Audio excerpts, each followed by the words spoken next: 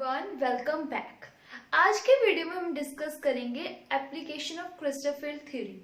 सबसे पहले जो एप्लीकेशन आती है क्रिस्टल फील्ड थ्योरी की, जो कि हम आज डिस्कस करने वाले हैं, वो है inverse spinners and normal spinners. Okay, पहले हम देखते हैं स्पिनर्स होता क्या है। स्पिनर्स होते हैं मिक्स ऑक्साइड्स। ठीक है, स्पिनर्स क्या होते हैं? Mixed oxide. किसके? Ab2O4 के। ओके, ये क्या होते हैं? मिक्स ऑक्साइड्स होते हैं Ab2O4 के। इसमें जो A होता है वो क्या होता है? A होता है +2 में, और जो B होता है वो होता है +3 में। अब ये कौन कौन सा मेटल हो सकता है? मैग्नीशियम हो सकता है, उसके बाद क्रोमियम हो सकता है, देन आयरन हो सकता है, एंड मैग्नीज हो सकता है, कुछ भी हो सकता है इन the +2 form. Same with the B3 positive. ये जो है वो कौन कौन से हो सकते हैं? अल्मीनियम हो सकता है, सेम क्रोमियम हो सकता है, आयरन हो सकता है, देन मैग्नीज हो सकता है, that is should be in the +2। यहाँ पे जिंक हो सकता है, पर यहाँ पे जिंक नहीं हो सकता क्योंकि जिंक +3 में एग्जिस्ट नहीं करता। अब जो A है और B है, they can be the same metal also. A and B ये सेम मेटल भी हो सकते हैं। ओके, क्या हो सकते हैं? सेम मेटल भी हो सकते हैं। अब जो ये इनका जो स्ट्रक्चर होता है, ये कौन सी पैकिंग करते हैं? ये होते हैं क्यूबिक क्लोज पैकिंग में। कौन सी पैकिंग में? Cubic close packing. ओके, तो इसमें जो लैटिस पॉइंट है वो कितने होते होंगे? Lattice point will be 4 FCC होता है, लैटिस पॉइंट 4, और इसका क्रिस्टल टाइप कौन सी होती है? FCC। ठीक है, कौन सी होती है? FCC। तो FCC में ऑक्टाहेड्रल वॉइड्स कितने होते हैं? लैटिस पॉइंट कितने हैं? 4 है। ऑक्टाहेड्रल वॉइड्स कितने हैं? 4 होते हैं। Octahedral voids is mainly is equal to the number of lattice point. जितने लैटिस पॉइंट होते हैं उतने ही ऑक्टाहेड्रल वॉइड्स होते हैं। फाइन। नेक्स्ट जो है वो है टेट्राहेड्रल। टेट्राहेड्रल कितने हैं? 8। डबल द नंबर, और we can say 2 into number of lattice point. Okay, और ऑक्टाहेड्रल वॉइड में कोऑर्डिनेशन नंबर कितना होता है? 6, एंड टेट्राहेड्रल वॉइड में कोऑर्डिनेशन नंबर होता है 4। अब जो ये स्पिनल है, ये किसमें? क्यूबिक क्लोज पैकिंग में है, FCC टाइप इसका क्रिस्टल है। तो जो ऑक्सीजन है वो किसमें प्रेजेंट है? Oxygen is present in lattice point, where as A and B, जो A और B है वो कहाँ किसमें प्रेजेंट है? वॉइड्स में प्रेजेंट है। ठीक है, जो स्पिनर्स होते हैं वो 2 तरह के होते हैं, और ये काफी इंपॉर्टेंट टॉपिक है नेट के लिए, गेट के लिए। बहुत बार पूछा जाता है। अगर आप कोई भी एंट्रेंस एग्जाम देने जा रहे हो MSc का या जैम में भी इस पे क्वेश्चन जो है पूछे जाते हैं। ठीक है, so it's a very simple topic, और कोई मतलब नहीं बनता इसको आप लीव करके जाओ ओके एग्जाम में। अब लैटिस पॉइंट में जो लैटिस Ab2O4 है, हमने डिसाइड कर लिया जो ऑक्सीजन है वो लैटिस पॉइंट पे प्रेजेंट है। लैटिस पॉइंट पे मतलब present the corners, present on the corners plus face. ठीक है, फेस और कॉर्नर्स में प्रेजेंट है। वेयरएज A और B जो कि किसमें प्रेजेंट है? वॉइड्स में। वॉइड्स कौन कौन से हैं? टेट्राहेड्रल और ऑक्टाहेड्रल।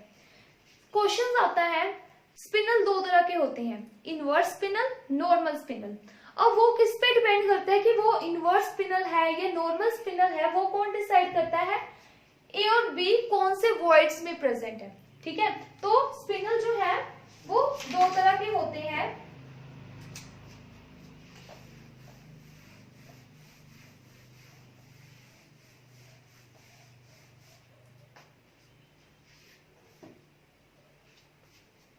स्पिनल 2 तरह के होते हैं, normal स्पिनल्स and inverse स्पिनल्स।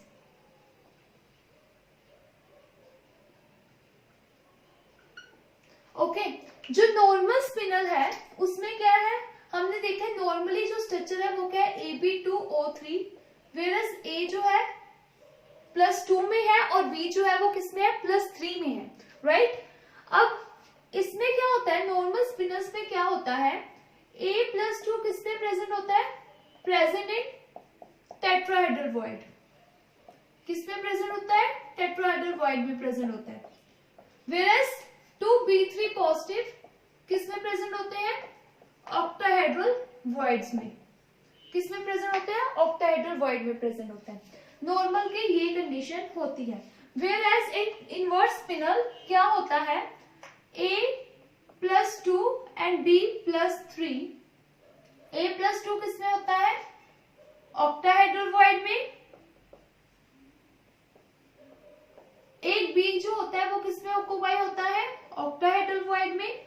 whereas second जो B है वो किस में प्रेजेंट होता है, टेट्राहेड्रल वॉइड में। तो ये डिफरेंस होता है नॉर्मल एंड इनवर्स स्पिनल में, ठीक है। तो इसको हम रिप्रेजेंट कर सकते हैं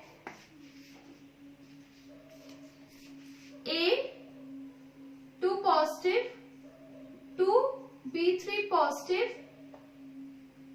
sorry 2B3 positive into O4। whereas this can be represent as कि इसमें जो है A जो है वो ऑक्टाहेड्रल में है, A2 पॉजिटिव, राइट। इसमें वी कैन राइट कि एक जो B है, सॉरी, इसमें वी कैन से कि एक जो है B है वो टेट्राहेड्रल में है, B3 पॉजिटिव, और यहाँ पे हम लिख सकते हैं A2 पॉजिटिव, B3 पॉजिटिव, जो कि दोनों किस में है, ऑक्टाहेड्रल में, and then O4। This is how we can represent the normal spinel and inverse spinel. Okay, अब हमने ये तो डिसाइड कर लिया कि हाँ ये B3 पॉजिटिव जो है ऑक्टाहेड्रल में है, ये टेट्रा। अब हम CFC को कैसे यूज करने वाले हैं, to find whether this spinel is normal and inverse, ठीक है। तो वो हम यूज करेंगे with the help of CFC, and also I will tell you the trick, easy way to find out. अब हमें पता लग गया कि नॉर्मल स्पिनल कौन से हैं और इनवर्स स्पिनल कौन से हैं। आप देख सकते हो इसमें क्या है, टेट्राहेड्रल वॉइड में प्रेजेंट है, इसमें ऑक्टाहेड्रल वॉइड्स में प्रेजेंट है। इसमें दोनों ही B ऑक्टाहेड्रल में, इसमें एक B ऑक्टाहेड्रल में, एक B टेट्राहेड्रल में। अब हम यूज करेंगे CFC values in case of octahedral and tetrahedral void to find the whether this particular compound is a normal spinel और इनवर्स स्पिनल। लेट्स सी कैसे करते हैं हम। एग्जाम्पल के साथ आपको अच्छे से समझ आएगा कि हम कैसे फाइंड करने वाले हैं।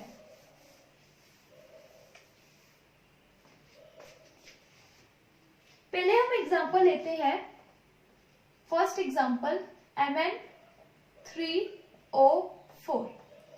I have told earlier in the video, starting में मैंने वीडियो में बताया था सॉरी, कि मेटल जो है A और B दोनों सेम भी हो सकते हैं। This no hit and trial, this no kind of thing कि ये जो मेटल है वो दोनों अलग अलग होने चाहिए, मेटल सेम भी हो सकता है। तो इसको मैं खोल के लिखूं तो इसमें ये है Mn+2 Mn+3O4। अब हमें नहीं पता ये नॉर्मल है या इनवर्स है, this is what we have to find. तो मैंने क्या किया, अगर नॉर्मल है तो ये किस में होना चाहिए, टेट्राहेड्रल में, और ये वाला जो दोनों है वो किस में होना चाहिए, ऑक्टाहेड्रल में। यही कंडीशन है। अब मैंने क्या किया, Mn+2 का टेट्राहेड्रल में वैल्यू निकाली कि टेट्राहेड्रल में इसकी CFC कितनी आती है, और ऑक्टाहेड्रल में भी निकाली। Same with the Mn+3। अब देखते जाना कैसे कर रही हूँ, ये लॉन्ग मेथड है, इसके बाद I will tell you the short method. Okay, अब मैंने इसकी टेट्राहेड्रल में वैल्यू निकाली। I have discuss this how to find the CFC in tetrahedral and octahedral voids in the last 2 videos. आप वहां से, मैंने डिस्क्रिप्शन में लिंक दे दिया, वहां से आप चेक कर सकते हो। अब Mn+2 जो है वो टेट्राहेड्रल में हम निकालेंगे, देखेंगे तो कैसे होता है। I am not going to explain it again कि कैसे स्प्लिटिंग होती है। तो इसमें 3 होते हैं और इसमें, sorry, we are finding for tetrahedral, right. So उसमें कैसे स्प्लिटिंग होती है, 2 और 3 की होती है।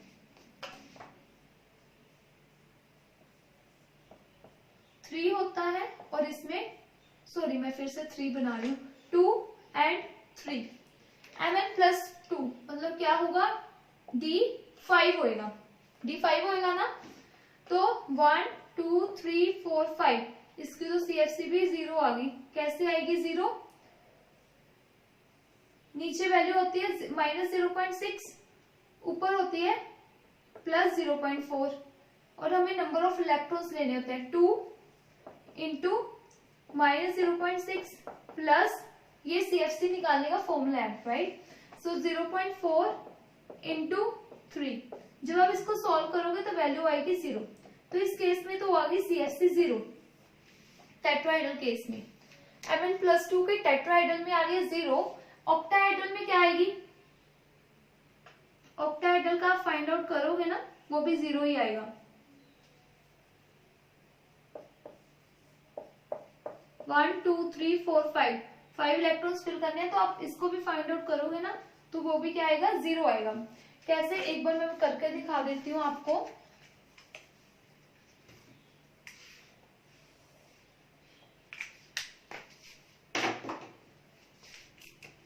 इस केस में CFC कैसे होते हैं, नीचे वाला -0.4 ऊपर वाला +0.6। तो CFC आ जाएगी -0.4 into 3 plus 0.6 into 2। When you will solve it, इसकी ऑक्टाहेड्रल में भी क्या है, 0 आई। अब डिसाइडिंग फैक्टर होगा Mn+3 की टेट्राहेड्रल में और ऑक्टाहेड्रल में। फाइन, दोनों ही केस में, टेट्राहेड्रल के केस में Mn+2 की भी 0 आ रही है और Mn+3 की भी क्या आ रही है, 0 आ रही है। फाइन, दोनों ही केस में क्या आ रही है, 0 आ रही है। अब मैं निकाल रही हूँ +3 के केस में ऑक्टाहेड्रल एंड टेट्राहेड्रल।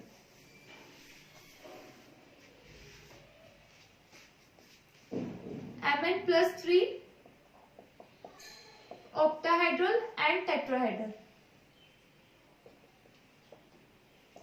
टेट्राहेड्रल और ऑक्टाहेड्रल।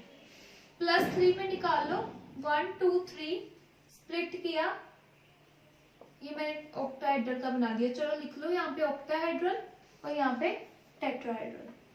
फाइन, तो मैंने इसको स्प्लिट किया जब, तो +3 मतलब D4, सो 1 2 3 4। ओके, इस केस में पेयरिंग जो है वो नहीं होगी। The reason being oxygen is a weak field ligand. तो इस केस में कोई भी पेयरिंग जो है वो नहीं होगी, वीक फील्ड लिगेंड है ये। फाइन, अब इसकी जब हमने CFC निकाली तो CFC क्या होगी इस केस में, 3 नीचे को होता है -0.4, ऊपर को होता है +0.6। 3 इंटू -0.4 प्लस 1 इंटू 0.6। तो इसकी जो CFC आएगी वो क्या आएगी, -0.6 डेल्टा नोट। तो टेट्राहेड्रल के केस में भी हम निकाल के देख लेते हैं, वो क्या आएगी। तो उस केस में कैसे स्प्लिट करता है, नीचे 2 ऊपर 3, राइट, ऐसे स्प्लिट करता है ना। तो इस केस में क्या आएगी, 0.4 0.6 0.4। ये सारा मैं कुछ एक्सप्लेन कर चुकी हूँ अपनी लास्ट वाली वीडियो में कि ये 0.6 क्यों आ रहा है, -0.6, राइट। तो इसकी जब मैं CFC निकालूंगी तो क्या आएगी, D4 है ना, तो D4 हमने फिल करने हैं 1 2 3 4, राइट। तो यहाँ पे मैंने जब इसकी निकाली 0.6 को 2 के साथ और 0.4 को 2 के साथ, -1/2 4 delta T, -0.4 into delta T। तो जब इसको मैं डेल्टा नोट में चेंज करूंगी, so we know delta T is equal to 4/9 of delta naught. तो how we can change this into delta naught, sorry हाँ, डेल्टा T जो होता है वो क्या है, 4/9 ऑफ डेल्टा नोट। तो यहाँ पे पुट करेंगे,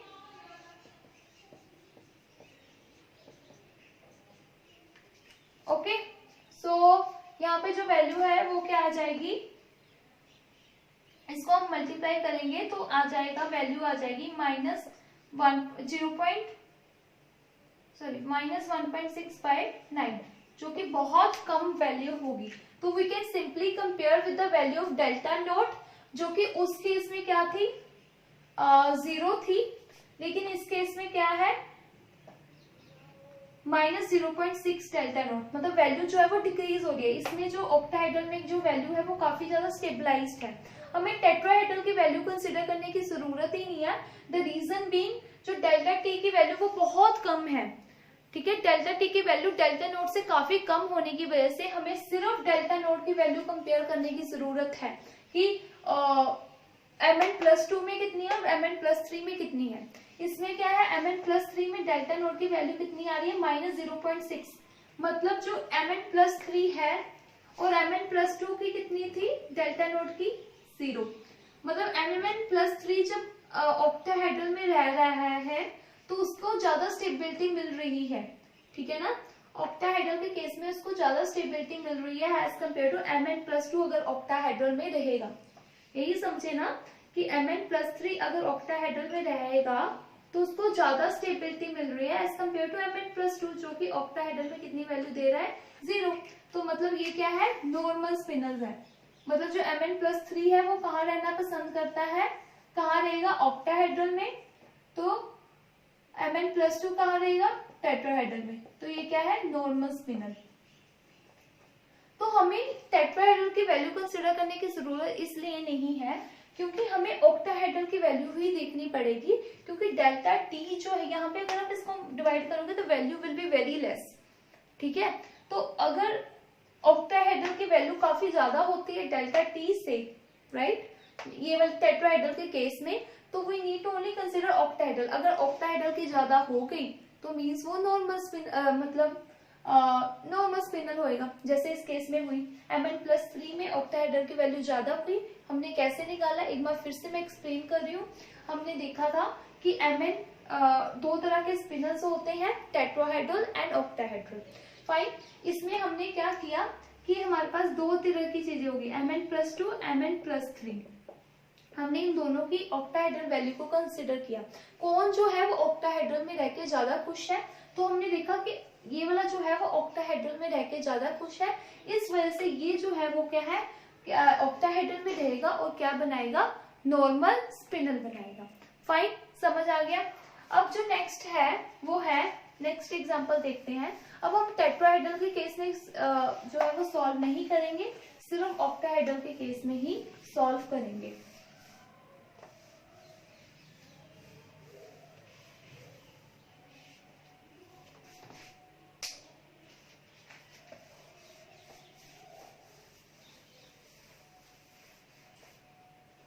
नेक्स्ट एग्जांपल है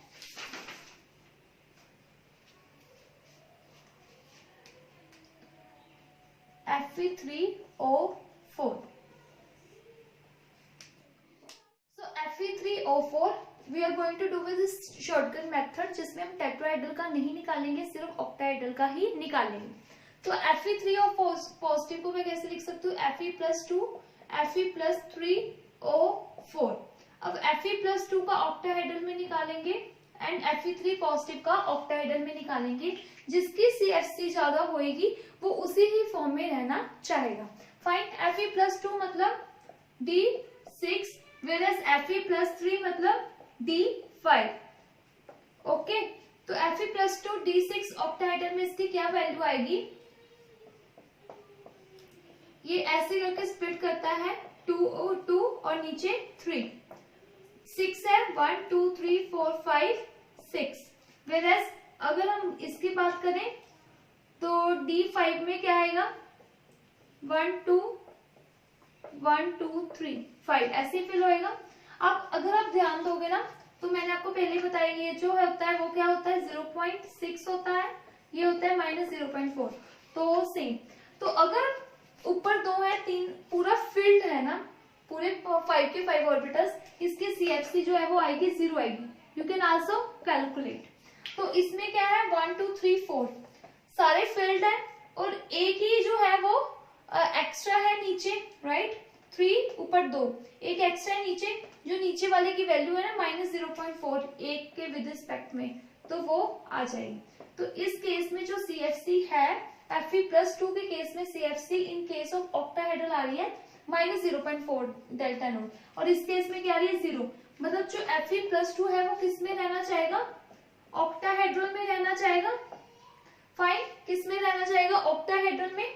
सो Fe+2 want to be in the octahedral, whereas Fe+3 जो है वो किस में है, CFC 0 आ रही है, तो मतलब वो ऑक्टाहेड्रल में, ये वाला जो है वो ज्यादा फेवरेबल है ऑक्टाहेड्रल में, तो मतलब Fe+2 तो ऑक्टाहेड्रल में हो गया। अगर Fe+2 ऑक्टाहेड्रल में हो गया है, मतलब ये कौन सा है, इनवर्स स्पिनल, तो इसका एक जो है वो ऑक्टाहेड्रल में होएगा और दूसरा जो है वो क्या होगा, टेट्राहेड्रल में। ठीक है, ऐसे हम कर सकते हैं। तो पूरा इतना बड़ा सॉल्व करने की जरूरत नहीं है। By using this trick we have to only find for octahedral, not for tetrahedral. Fine, अब नेक्स्ट देखते हैं।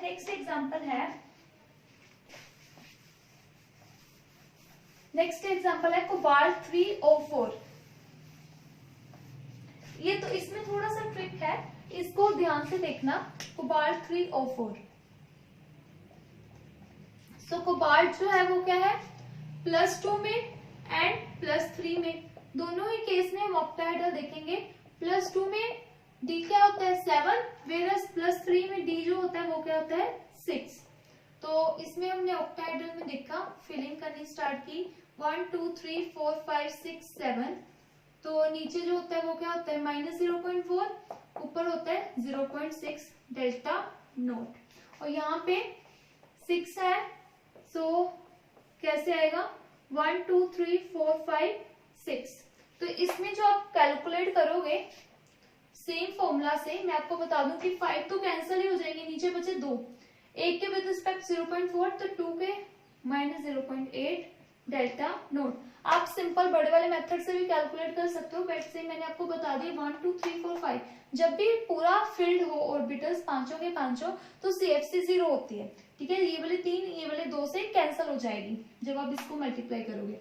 यहाँ पे अब 2 एक्स्ट्रा है, तो 0.4 को 2 से मल्टीप्लाई किया तो -0.8 डेल्टा नोट। अगर नहीं समझ आ रहा तो आप पूरे वाले से भी कर सकते हो। तो इस केस में जो CFC आएगी वो आएगी ऐसे होता है ना, -0.4 डेल्टा नोट। तो इस केस में CFC आएगी -0.4 डेल्टा नोट और इसमें आएगी -0.8 डेल्टा नोट। राइट, अब क्या करेंगे हम, ये इसमें आ गई माइनस और इसमें आ रही है 0.8। क्या इसमें -0.4 डेल्टा नोट है, बड़ा सा क्रॉस लगा लो। रीजन बीइंग, हमने कोबाल्ट +3 का स्पेशल केस डिस्कस किया था कि इस केस में almost all the ligands act as strong field ligand. तो O4 जो ऑक्सीजन है O2 negative, it will also act as strong field ligand, तो क्या होगा, पेयरिंग होगी। कोबाल्ट +3 का स्पेशली मैंने डिस्कस किया था, आप वो वीडियो जाके देख सकते हो। सो कोबाल्ट +3 में पेयरिंग होगी, इस वजह से ये यहाँ पे और यहाँ पे, और जो इसकी CFC है वो क्या बन जाएगी, -0.4 इंटू 6 -2.4 डेल्टा नोट। तो किस केस में CFC ज्यादा है, +3 के केस में CFC जो है वो ज्यादा है, मतलब +3 जो है वो किस में रहना चाहता है, ऑक्टाहेड्रल में। तो क्या होगा, ये नॉर्मल स्पिनल होगा। लेकिन अगर हम वैसा करते तो हमारा आंसर जो है वो गलत हो जाना था। तो ये ध्यान रखना है, कोबाल्ट +3 के केस में almost every ligand act as a strong field ligand except of some ligands, mainly halogens थे, और उसमें N3 नेगेटिव और HCN नेगेटिव था। फाइन, नेक्स्ट हम एग्जांपल देखते हैं, ये भी इंपॉर्टेंट है।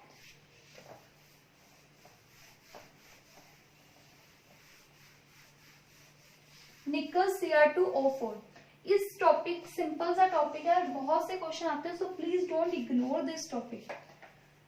निकल Cr2O4, इसको अच्छे से करना है इस टॉपिक को। अब इसमें निकल जो है वो क्या है, +2 में है, क्रोमियम +3 में, दोनों ही केस में CFC निकालो। ऑक्टाहेड्रल में निकल +2 में और क्रोमियम +3 में, जो +2 है उसमें क्या होता है D8 और इसमें D3. So we will see CFC की क्या वैल्यू आएगी. 8 को फिल करो, 1 2 3 4 5 6 7 8. इसमें भी फिल करो 1 2 3, राइट. तो इसकी जब आप CFC कैलकुलेट करोगे, मैंने तो आपको जो मेथड बताया है कि ये 5 जो है वो कैंसिल हो जाएंगे, 3 बचेंगे, तो -0.4 होता है, तो इसको मल्टीप्लाई करो 3 से, तो इसकी CFC आएगी 1.2 डेल्टा नोट. फुल बड़े वाला मेथड से भी कर सकते हो, नो डाउट. और इसकी जो CFC आएगी वो भी क्या आएगी, -1.2 डेल्टा नोट. अब दोनों की तो CFC सेम आएगी. तो now this delta nought value will play a role. The reason being chromium +3 में है और निकल +2 में है. तो हमने वीडियो में डिस्कस किया था, जिसमें मैंने आपको क्रिस्टोफर थ्योरी में बताया था उस वीडियो में, कि जो जितना ज्यादा चार्ज होएगा मेटल पे, उतनी ही ज्यादा डेल्टा नोट की वैल्यू होगी. तो क्रोमियम +3 की जो डेल्टा नोट की वैल्यू ज्यादा होगी एज कंपेयर टू निकल +2 में. ठीक है, समझ आ गया. क्रोमियम +3 की डेल्टा नोट की वैल्यू जो है वो ज्यादा होगी एज कंपेयर टू निकल. सो दिस क्रोमियम +3 वाला किस में रहना चाहेगा, ऑक्टाहेड्रल में. अगर ये ऑक्टाहेड्रल में रहना चाहता है तो मतलब ये कौन सा स्पिनल हुआ, नॉर्मल. और एक पॉइंट और याद रखना कि आपको पेपर में यार टाइम का फैक्टर बहुत इंपॉर्टेंट होता है. आपको क्वेश्चंस आते हैं, मैं आपको बता दूं, अगर आप 3 घंटे में 120 मार्क्स का पेपर सही करके आ रहे हो ना नेट में, अगर आपको 5 घंटे दे देना तो you can easily score more than 150 around. ठीक है, तो आप देख सकते हो कि टाइम का कितना बड़ा फैक्टर होता है. ठीक है, तो कुछ चीजें जो होती हैं वो हमें आइडिया होने चाहिए कि हम जल्दी हमें देखें तो टिक लगाएं तो आगे बढ़े. फाइन. अब जो ये वाला जो क्वेश्चन है, क्रोमियम के जितने भी कॉम्प्लेक्स है, ऐसे कुछ भी होगा, they will always form a normal spinel. क्या फॉर्म करेंगे, अगर क्रोमियम हमें +3 में दिख रहा है,